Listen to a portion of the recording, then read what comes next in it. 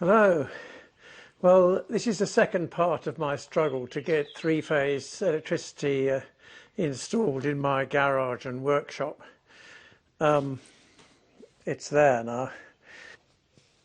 If you haven't watched part one, you really ought to appreciate the full horror of the process. I warn you, it is 50 minutes long, though, part one. This part, fortunately, is a lot shorter. To recap briefly, in order to get three-phase into my bungalow, I had to replace the existing meter box with a bigger one, and I had to get three separate companies on site at the same time. Firstly, the distribution network operator, which was SSE Networks or SSEN, so that they could disconnect the single-phase drop wire and install a three-phase one. Then I could install the new bigger meter box. Then SSEN could install a three-phase incomer. Then I had to get my retail electricity supplier, SSE Energy Services, to install the new three-phase meter.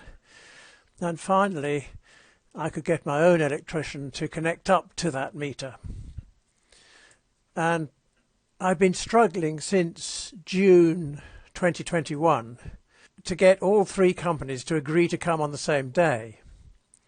And it was now February 2022 where I take up the story.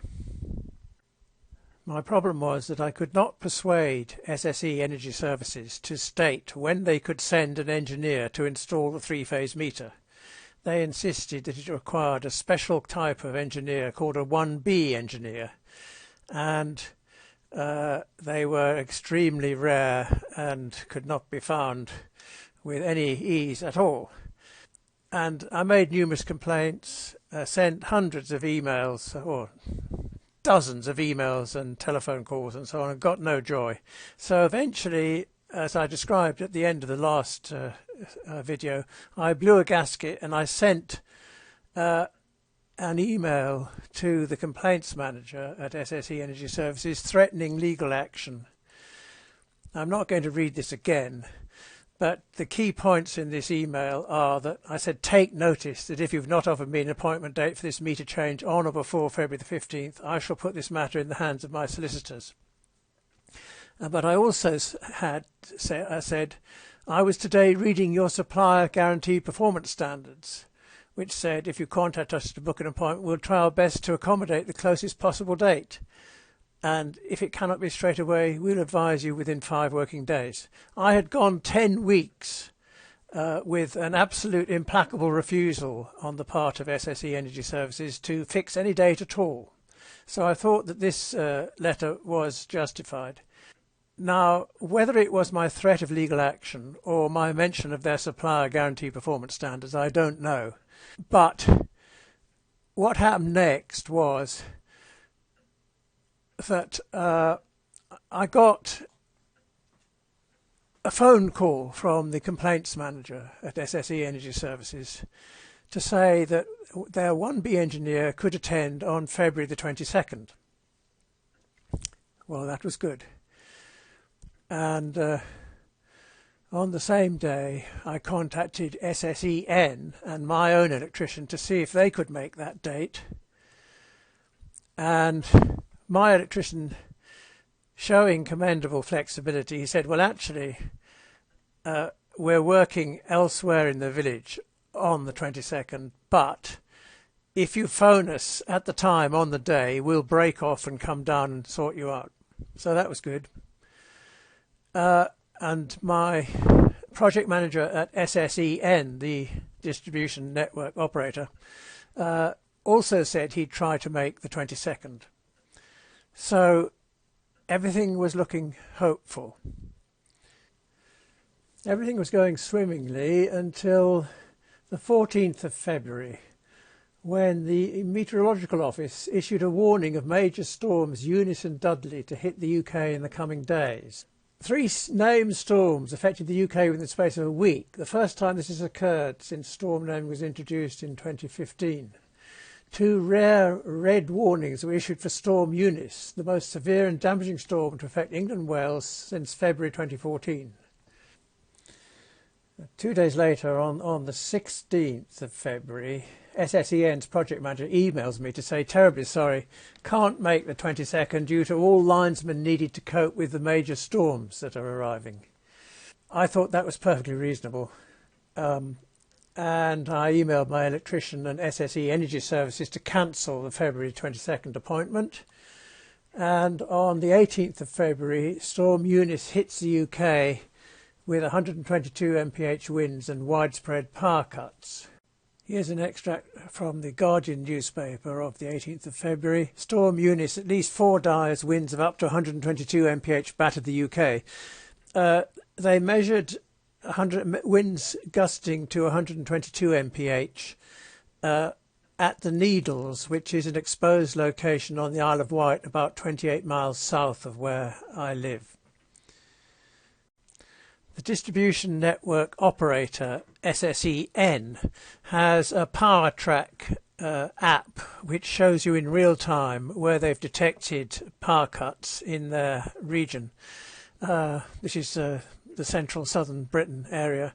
And the blue circles with the numbers in them count the number of outages that they've detected. And the red areas kind of indicate the geographical area affected by the outage. So you can see there was a very extensive damage to the distribution network, and it was understandable that SSEN's linesmen would be fully occupied for many days sorting that out and would not be able to come and install my three-phase. So the next thing that happened was that SSE Energy Services emailed me to say that they'd fixed a new appointment for the Type 1B engineer to come on Wednesday the 16th of March between 8 AM and noon. By this time, the complaints manager in SSE Energy Services is actually giving quite a good service to me. So I told everybody about that. And SSE Networks replied saying they've chosen March the 14th. Could I get SSE Energy Service to change from the 16th to the 14th? And I immediately replied saying, I don't even dare to ask them. Please, can you change yours from the 14th to the 16th? Meanwhile, my own electrician has said he couldn't make the 14th. And again, everyone showed flexibility, and it was finally agreed that we would go for March the 16th. So, throughout this whole process, I had repeatedly emphasised to SSEN that it would be a good idea if they arrived early in the morning so that they had time to change the drop wire before SSE Energy Services 1B engineer came to install the meter. And I'd emphasised to SSE Energy Services that it would be highly desirable that they should come later in the morning rather than first thing. So come March the 16th, what do you think happened? The 1B engineer from SSE Energy Services came at 9:30 in the morning. And SSEN came at about 11 o'clock because they'd been given me as their second job of the morning. So I was in my drive talking to this 1B meter engineer at 9:30 and saying, I'm sorry, you can't install the meter yet because SSEN hasn't come. And I said, can you possibly stay until they arrive? He said, no, I can't. I've got another appointment in Southampton I've got to go to. So I said, well, what am I going to do? SSEN is going to come and disconnect the existing meter, install three-phase, and I shall be left without any power. He said, well, what I'd advise you to do is wait until SSEN has installed the three-phase incomer and then telephone SSE Energy Services and ask for a, quote, emergency service connection, Well, I'd never heard of this emergency service connection, but that was the path that I took. Apparently, if you ask for an emergency service connection, they're supposed to respond within 3 hours. There's nothing on any website that told me how to go about this whole process of getting three-phase. This 1B engineer said, actually, probably this is what you should have done from the beginning. Shouldn't even attempted to get the three companies to arrive on site at the same time. You should have just got SSEN to do their bit and then phoned us and said, can I have an emergency service connection? That didn't occur to me because it didn't occur to me that it would be reasonable to suddenly demand that SSE Energy Services install a three-phase meter at 3 hours notice. Anyway, so on we go. I'm now waiting for SSEN to arrive in the middle of the morning. So the DNO SSE networks came in the middle of the morning with several vehicles, one of which was a lorry with a cherry picker on it, and at least 4 people. I think 2 of them were concerned with the overhead works and 2 with the works on the side of my bungalow. And they began by disconnecting this single phase drop wire, which you can see on the left here, and replacing it by a 3-phase drop wire, which you can see on the right. And as you can see, the one on the right has 4 conductors, 3 for the 3 live phases and 1 for the neutral. These connectors are insulation displacement connectors. They have a spike in them, and you tighten a bolt and it drives the spike through the insulation and makes a good contact with the conductor underneath. And the bolt is designed to shear off automatically when it reaches optimum torque, so that you don't need a torque wrench to install these things. What they did about the holes in the insulation that were left by the old system on the left that they'd removed, I don't know. It would have been a good idea to block those holes up, but whether they did or not, I couldn't say. They did all this work. It rained all morning, so they did all this work from the cherry picker using insulated tools and insulated gloves, thus avoiding having to disconnect the rest of the lane from the electricity supply while they were doing it. So I thought that was quite good. So SSEN finished their work and left me with a new 3-phase meter box with 3-phase incomer, but of course no meter connected to it. And the meter tails that went to the consumer unit in my house were not connected to anything. And SSEN left at about 1:45 midday on the 16th. So at shortly after that, I called SSE Energy Services and asked for this emergency service connection. And they logged that and gave me to understand that something would happen.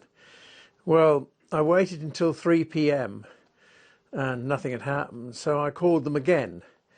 And then they said, well, it's after 3 p.m, we can't do anything until tomorrow morning. So I realised I was going to be without electricity for the night. I wasn't that bothered about that. It gave me an opportunity to connect up. I've got a 3 kilowatt Honda petrol generator. So I connected that up to the meter tails going to the house, and verified that I could, I could keep the lights on and watch television or whatever, keep my central heating going, just using the Honda generator. It's something I'd not been able to try out before because normally the meter tails are continuously live. So I had a bit of fun with that, and then the next morning, shortly after 9 o'clock, That's the 17th, morning of the 17th. I called SSE Energy Services again and made this emergency service request again, and spoke to a woman, and she said, I'll look into that and call you back in an hour. Well, she didn't call me back in an hour. So at about 11:15, I rang SSE Energy Services again, and this is what happened.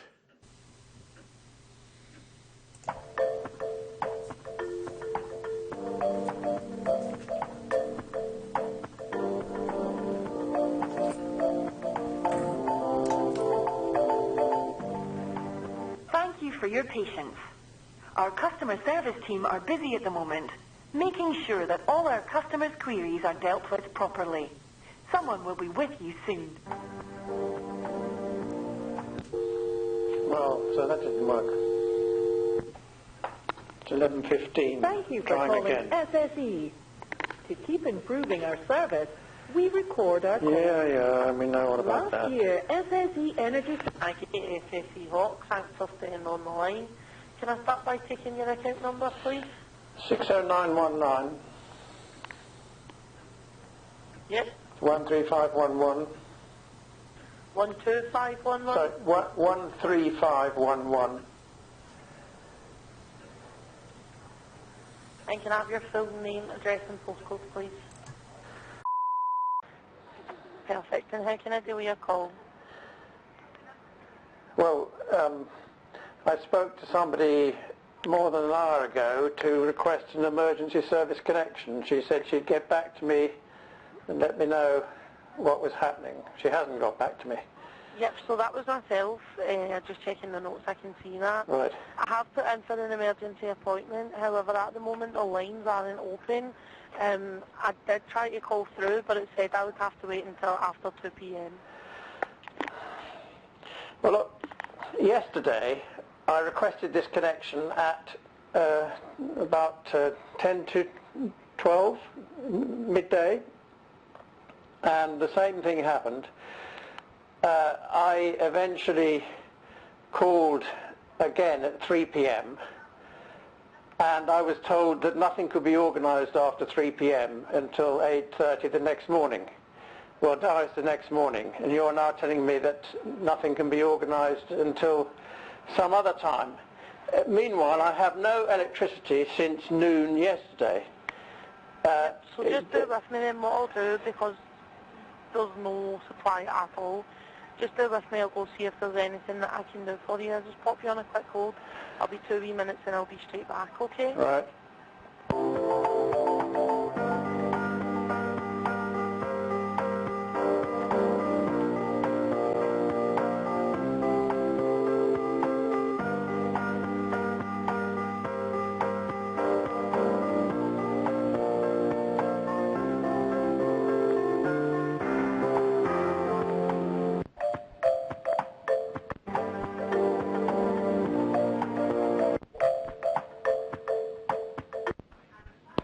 Hello. Hello. Hi there, I'm just on the phone to the emergency team now. I'll be 2 wee seconds, okay? Yes. Perfect, thanks. Okay. Still waiting. Still waiting. God knows how long it's been. Still waiting. Right, it's 11:34 now. Hi there, I do apologise for popping in and out. I'm just making sure that you're okay on the line and that you know that I'm still here. Yes. It's just taking a little bit longer than usual, so I can only apologise about that. Isn't there an off-gem standard for emergency service connections of 2 hours? I'm pretty sure it's 3 hours. Well, it's so far it's 23 and a half hours since I first requested this. So you're well outside the standard. So can we have something done, please? Yep, as I say, I'll be 2 wee seconds. I'm just booking you an appointment. Okay. Perfect, thanks. So that's 11:37. still on hold now. And this tape recorder is going on the blink. It's 11:40. Hello? Hi there, so that's you all booked in now. They will aim to be there within the next 3 hours. Yes. However, there's something with the phase 3 engineers, so it might not be there within the exact 3 hours, but he'll definitely be out today. You'll get your supply back. He will definitely be out today, okay. Yeah. Oh, that's good. That's fine. I've got to go out and collect some medications. I guess if I went out straight away, they're not going to be here in the next half hour, are they? I wouldn't assume that they'd be that quick if No. they're asking to make you aware that they might be a wee bit longer. Okay. Okay? Right. Thanks very much. No problem. Thanks so much for your call in. Right. So, that was okay. And eventually the 1B engineer did come. In fact, 2 1B engineers came, and then a third one came a bit later in a different vehicle. One of them was a trainee, I think, or training to upgrade from a 1A to a 1B or something like that. And anyway, they installed not only the meter, but also a 100 amp 4-pole isolator switch, which was nice. SSE Energy Services made no charge for the meter and that isolator switch, which is possibly a reason why they weren't particularly keen to do it. And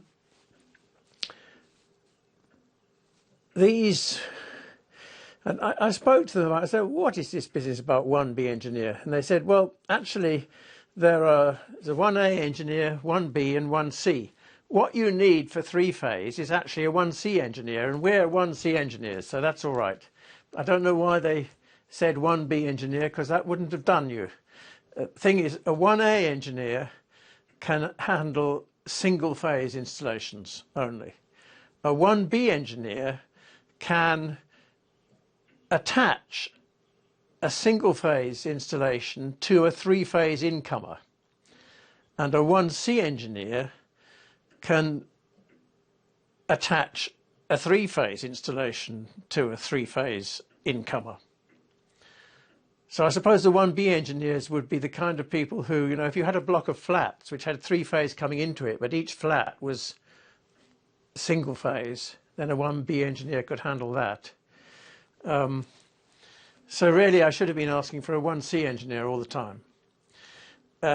A good thing about that conversation I just had with this woman at SSE Energy Services, she did say at one point, phase 3, I think she meant 3-phase. So I had thought, well, if I make this, quotes, emergency service connection, are they going to just reconnect my old single-phase meter and still leave me looking for a 1B engineer?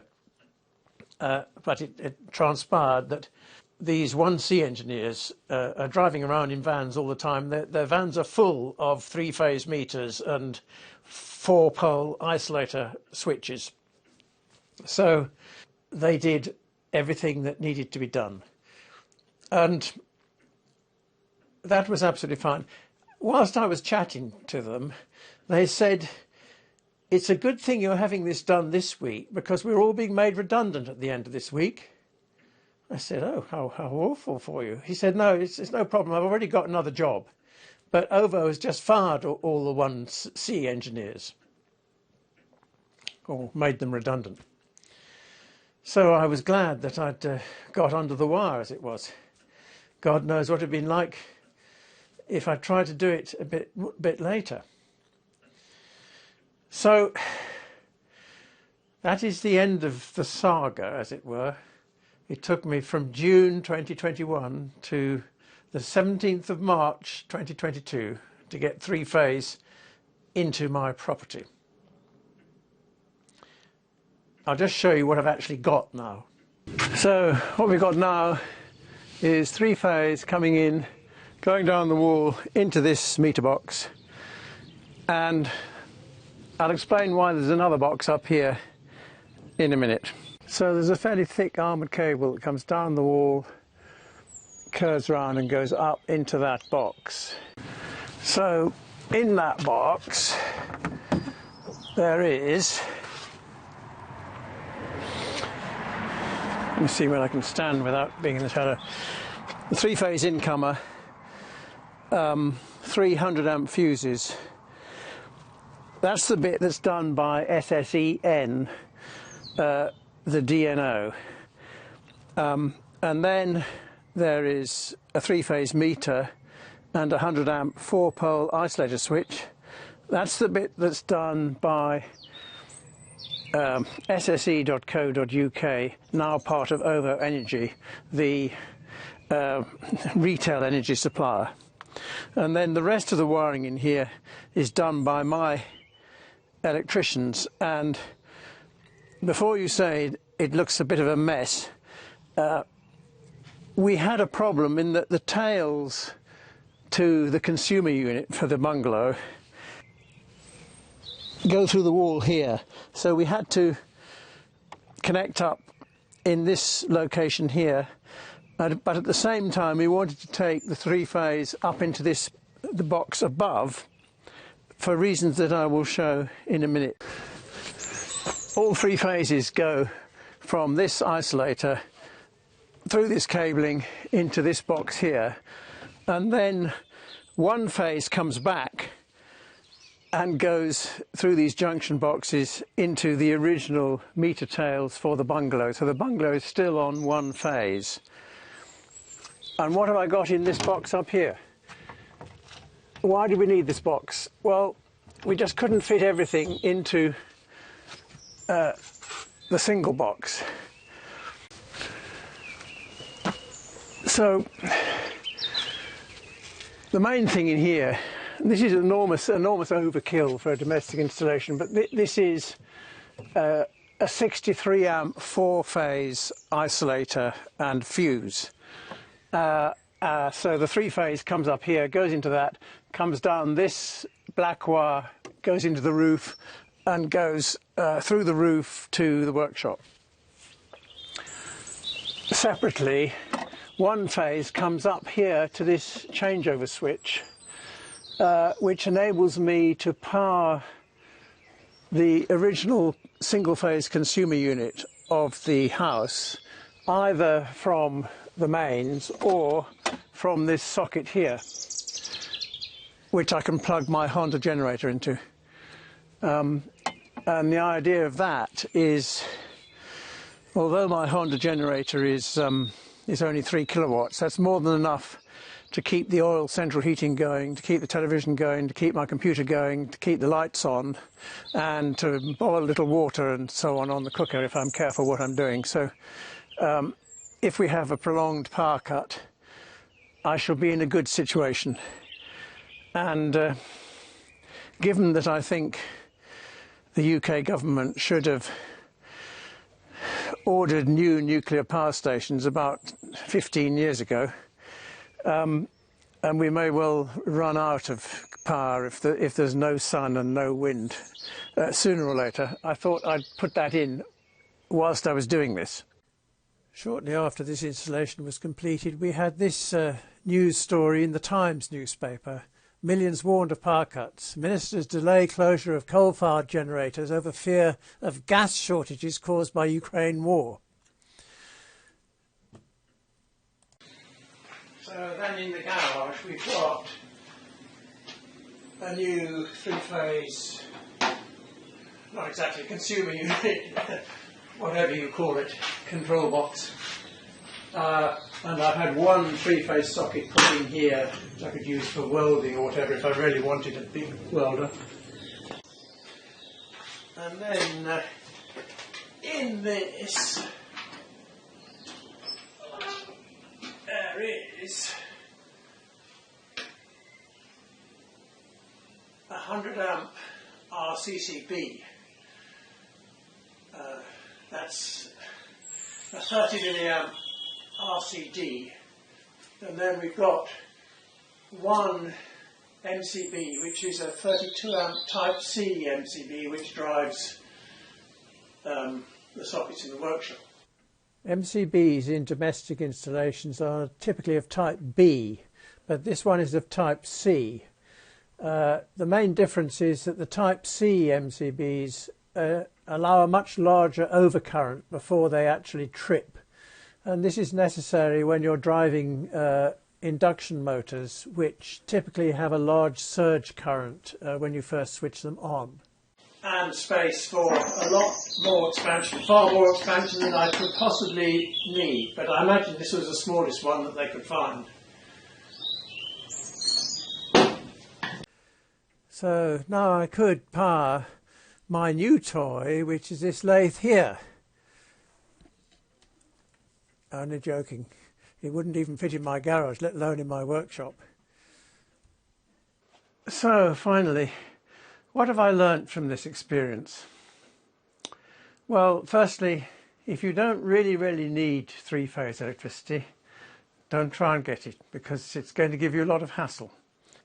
Secondly, I have a degree in physics, and I've worked for 10 years in an electrical engineering department of a university. I've read the IET wiring regulations and their on-site guide. I know a little bit about power electrics. How somebody who knows nothing about it is supposed to organise this kind of thing, I don't know. I suppose what you do is hire an electrician and say, manage the whole thing for me. But if you were an electrician offering services to domestic premises, would you take on this job knowing how awkward it's going to be? I don't think you would you? Thirdly, generally speaking, monopolies are a bad thing.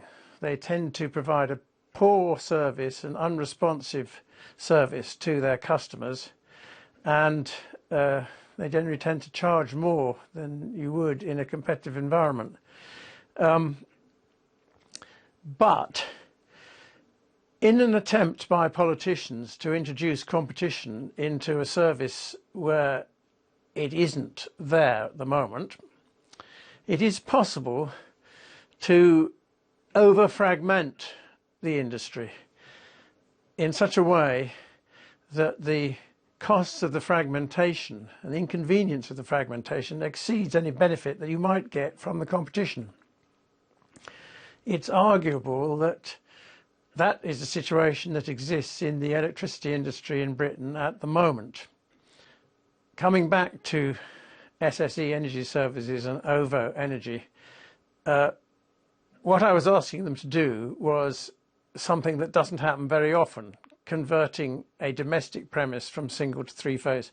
They may well work very well for supplying electricity to ordinary domestic customers, but I asked them to do something which was slightly outside their normal experience, and they gave me a lot of hassle as a result.